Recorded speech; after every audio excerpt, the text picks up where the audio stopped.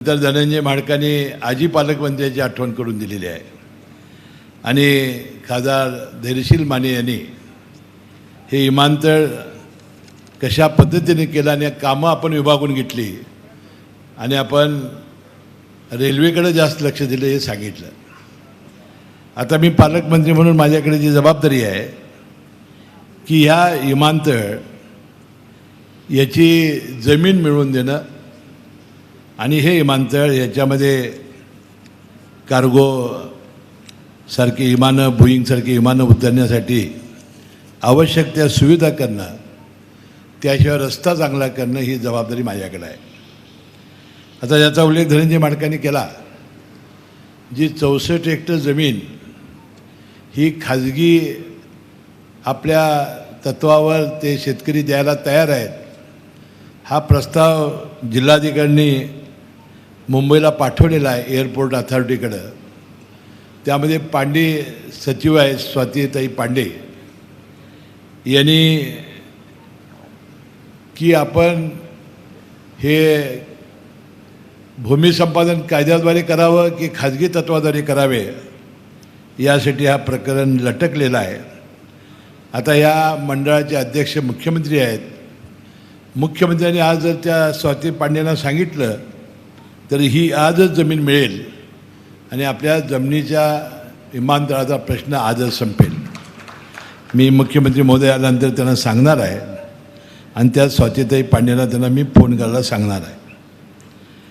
त्यानंतर अनेक दिवसापूर्वी आमच्या राज्य सरकारने की ज्याचा उल्लेख सर्वांनीच केला, जानेवारी 1939मध्ये एअर सर्व्हिसेस ऑफ इंडिया या जीवू एरोड्रमवरून एक खाजगी विमान छत्रपती राजाराम महाराजांनी आणलं होतं आणि त्याचं उद्घाटन राजाराम महाराजांच्या हस्ते झालं होतं. या विमानतळाला त्यांचं नाव द्यावं असं राज्य सरकारने ठराव करून पाठवलेला आहे.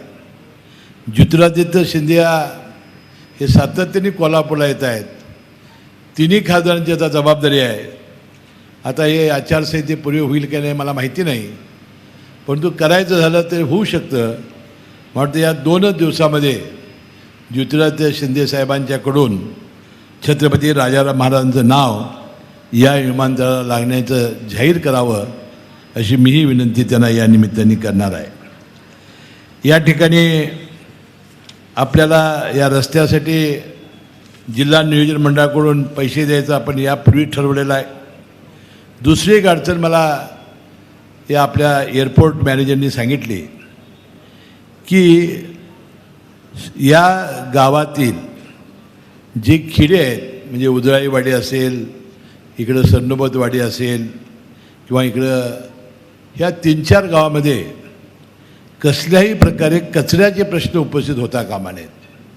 हे जर झाले तर पक्षी या ठिकाणी येतील आणि याला फार मोठा धोका निर्माण होईल. यासाठी सुका कचरा आणि ओला कचरा करण्यासाठी आणि त्याचं रिसायकलिंग करण्यासाठी DPDCपासून निधी देण्याची आवश्यकता आहे.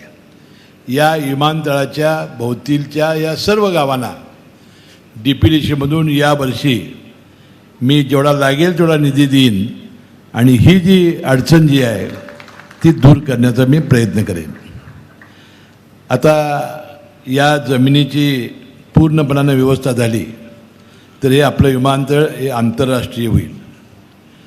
आता ज्याचा उल्लेख धनंजय माडकांनी केला, केंद्र सरकार उडान या योजनेखाली काही अनुदान या नवीन विमानतळावर चालणाऱ्या विमानांना देत आहे. पण तुम्ही बघितलं की या जगातल्या सगळ्या पब्लिक ट्रान्सपोर्ट आहेत या तोट्यात येत आहेत आणि आपल्याकडं सुद्धा जी विमानं आली, ज्या कंपन्या आल्या त्या अनेक तोट्यामध्ये आहेत. म्हणजे त्यामध्ये जेटचं बंदच पडलं. आता मध्ये स्पाईस जाईटची अडचणी आलेली होती आणि मला वाटतं याचा खरं तोट्याचं कारण शोधून त्यातून मार्ग काढण्याची गरज आहे. मुख्यमंत्री महोदय आले, मी त्यांचं स्वागत करतो. जिल्हा नियोजन मंडळाच्या वतीनं पालकमंत्री म्हणून जी जबाबदारी हे विमानतळ आंतरराष्ट्रीय करण्यासाठी जे सहकार्य लागेल ते करण्याचा विश्वास आणि वचन मी या निमित्ताने देतो. मुख्यमंत्री महोदयांचं मी स्वागत करतो आणि मुख्यमंत्री महोदयांना विनंती करतो की ही खाजगीद्वारे जमिनीचा जो प्रस्ताव केलेला आहे तो प्रस्ताव मान्य करण्यासाठी त्यांनी आजच घोषणा केली की सगळ्यात मोठी अडचण आपली दूर होईल. याला विश्वास मला या निमित्ताने आहे. आपले सर्वांचे मनपूर्वक आभार मानून मी आपली रजा घेतो. जय जय महाराष्ट्र.